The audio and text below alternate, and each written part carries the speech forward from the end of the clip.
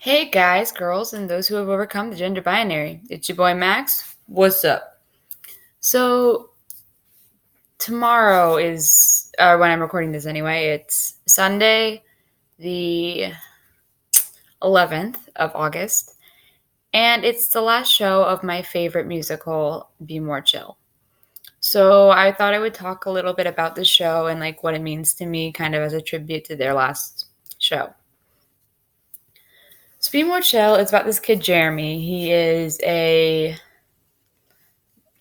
junior in high school, and he really, really likes this girl, Christine, and she's like his perfect girl, and she's like a wacky little weirdo who's obsessed with musicals and plays, and her main song is I Love Play Rehearsal. I love play rehearsal because it's the best, because it is fun. So, warning, this is probably going to have a bunch of little parts of different songs because it's me. What do you expect? I'm gay, I like musicals. Anyway, so he really likes this girl, but he's not popular and no one really likes him. He only has one friend. That's Michael. And Michael is the best kid in the world. His best friend. His player one. He's player two, but they're always together. Life is a two-player game with the two of them, and they always just work together to get through all their problems. Then one day, his biggest bully, Richard, comes in and is like, I don't want to bully you. It's the supercomputer in my head making me do it. And Jeremy's like, you crazy. But Rich tells him about this thing called a SQUIP, a Super Quantum Unit Intel Processor. SQUIP. So when he's learning about the SQUIP, he finds out that it's like a gray oblong pill, and you take it with Mountain Dew. I don't know why I'm doing a bunch of hand motions right now. So you take it with Mountain Dew, and it like travels through your blood and implants in your brain, and it tells you what to do. It's from Japan! Sorry, song. So he's like, give me $600 and I can get you a SQUIP. And Jeremy's like, oh, hell yeah, cool. So he's like, then he's talking to Michael about it, and Michael's like, dude, he's scamming you super weirdly. And Jeremy's like, but what if it isn't a scam? He says his hookups is in the back room at Payless Shoes. So what if I go to Payless Shoes, find this guy, give him the money, and get a SQUIP? So he goes to Payless, gets the SQUIP. The SQUIP looks like Keanu Reeves for whatever reason, and chaos ensues. And it's just like him going through life and becoming popular because of Keanu Reeves in his head. It's very funny. It's a lot of chaos and a lot of laughter and a lot of really heartbreaking and heartwarming moments all throughout. And yeah, I'm pretty sure Eminem dies. Yeah, he definitely dies. I didn't have to think about that. He dies. What? Eminem the rapper just up and dies in the show. It's like an actual part of it. Yeah, okay. Anyway, this show is like really beautiful and really pure, and it's just so much fun, and all the actors in it are like super amazing, lovely people.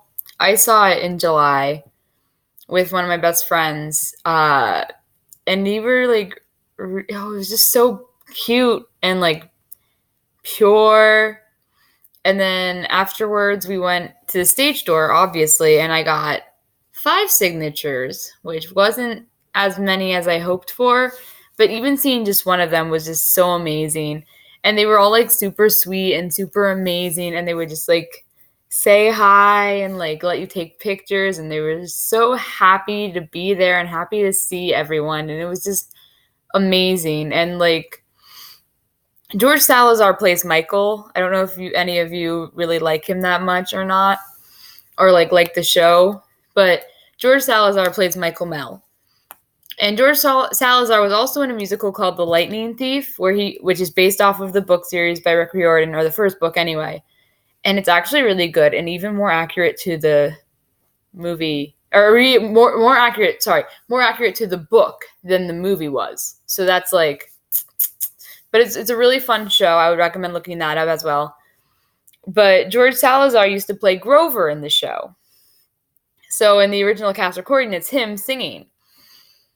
And I actually, when I was at the stage door and George Salazar was the last one out, I had my Bluetooth speaker on me, so I got my friend to hold it really high because he's taller than me. And I started blasting Drive, which is the main song, one of the main songs Grover sings in the show. Guys, you got this, you ain't got this, so I know your train of thought is that there ain't no way in Hades that we'll win. All your worries come in flurries, but we bested frickin' furies. Look how far we've come, we can't give in. So anyway, I was playing that song, blasting it loud in front of George Salazar because it's a nod to one of his other musicals. And he looked up, saw us, and started laughing, and he smiled at me. And that was just like, it made my day. It made my year. I'm going to be honest. Just like seeing that pure, bubbling ball of energy smile at me. Dude, I'm so insanely obsessed with this show and obsessed with all the people in it. I follow literally everyone on Instagram. Like, I follow the writer, Joe Iconis. I follow all the actors. I follow even all the swings. It's just like such a fun show. And it's so inspiring. Like, there's this song called Loser Geek or whatever. And it's kind of a devastating song.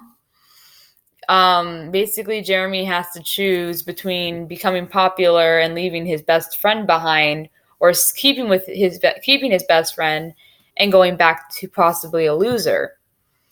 So it's like a really big moment in the show, and it's heartbreaking. And he's saying, I'm sick and tired of being the loser, the geek, or whatever. And it's just like,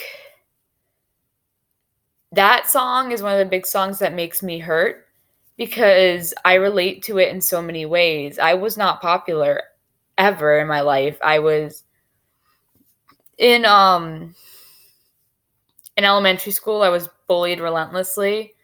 In middle school, my group of friends was called the Reject Group.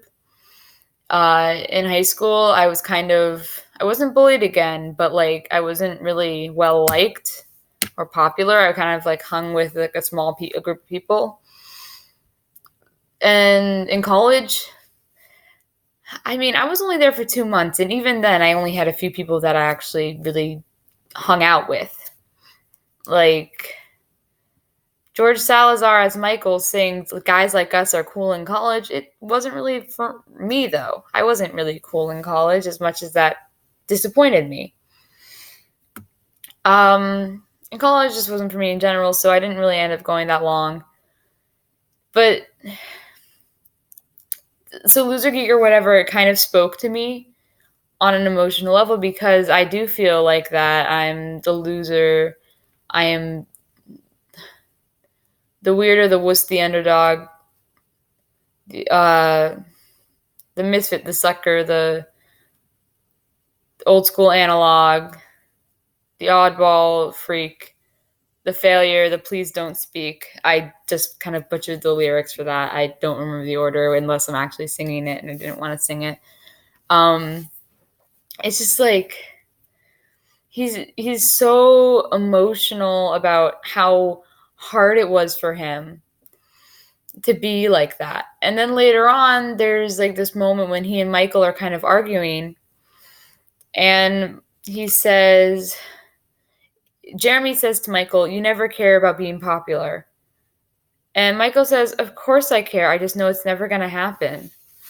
And he's kind of just like, and I kind of feel the way both of that. Like, I always wanted to be popular, but at the same time, I knew it wasn't going to happen, but I still kind of tried. And that goes on to like the next part in their argument. He says, Well, so you're jealous that I wouldn't give up? And he's like, no, I'm jealous you try.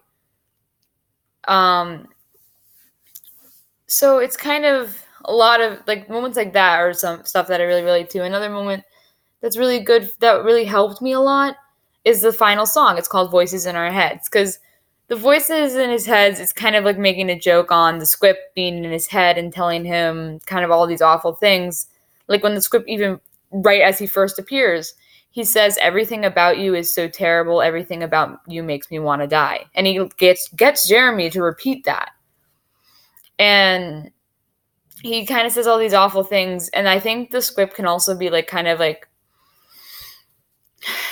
a metaphor of sorts for like bad thoughts that we have, things that we do that are wrong because we're looking for acceptance or we're looking to not be outcasted. Like the squip are all those awful thoughts that go through your head that hate yourself or are rude about others because they're less like popular or less of this or that or not as cool or good looking as you. The script kind of represents all of that. And the voices in my head, it's kind of about being released from the voices, the bad voices. It says, out of the voices in my head, the loudest one is mine. The loudest one is mine. And that like really hit something with me because the out of the like the not voices but like the kind of different thoughts in my head that are just like you're awful, you're horrible, you're ugly, you're disgusting, you're unnatural, kind all that kind of stuff.